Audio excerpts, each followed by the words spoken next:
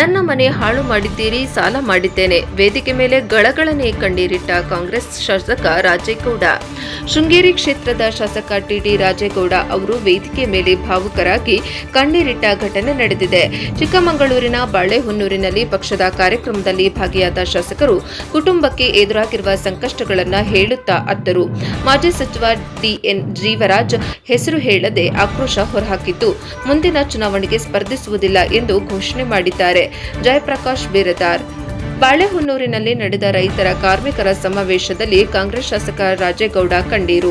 ನನ್ನ ಕುಟುಂಬ ಬೀದಿಗೆ ತಂದಿದ್ದೀರಾ, ದಿನನಿತ್ಯ ನ್ಯಾಯಾಲಯಕ್ಕೆ ಅಲಿಯುವಂತೆ ಮಾಡಿದ್ದೀರಿ ಎಂದು ಮಾಜಿ ಸಚಿವರು ವಿರುದ್ಧ ಶಾಸಕ ಆಕ್ರೋಶ. ನಾನು ಡಿಕ್ಲೇರ್ ಮಾಡುತ್ತೇನೆ, ಮುಂದಿನ ಚುನಾವಣೆಗೆ ಸ್ಪರ್ಧಿಸುವುದಿಲ್ಲ ಎಂದ ರಾಜೇಗೌಡ. ಕಾಂಗ್ರೆಸ್ ಶಾಸಕ ರಾಜೇಗೌಡ ಕಣ್ಣೀರು.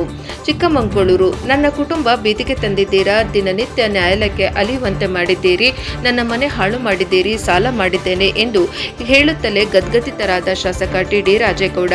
ವೇದಿಕೆಯಲ್ಲಿ ಗಳಗಳನೆ ಕಣ್ಣೀರಿಟ್ಟ ಘಟನೆ ನಡೆದಿದೆ. ಬಾಳೆಹೊನ್ನೂರಿನಲ್ಲಿ ಬ್ಲಾಕ್ ಕಾಂಗ್ರೆಸ್ ವತಿಯಿಂದ ಸೋಮವಾರ ಹಮ್ಮಿಕೊಂಡಿದ್ದ ಶೃಂಗೇರಿ ಕ್ಷೇತ್ರದ ರೈತರ, ಕಾರ್ಮಿಕರ ಮತ್ತು ನೆಲವಾಸಿಗಳ ಸಮಸ್ಯೆ ಕುರಿತು ನಡೆದ ಜನಾಂದೋಲನ ಸಮಾವೇಶದಲ್ಲಿ ಶಾಸಕ ಟಿಡಿ ರಾಜೇಗೌಡ ಅವರು ಮಾಜಿ ಸಚಿವ ಡಿಎನ್ ಜೀವರಾಜ್ ಅವರ ಹೆಸರು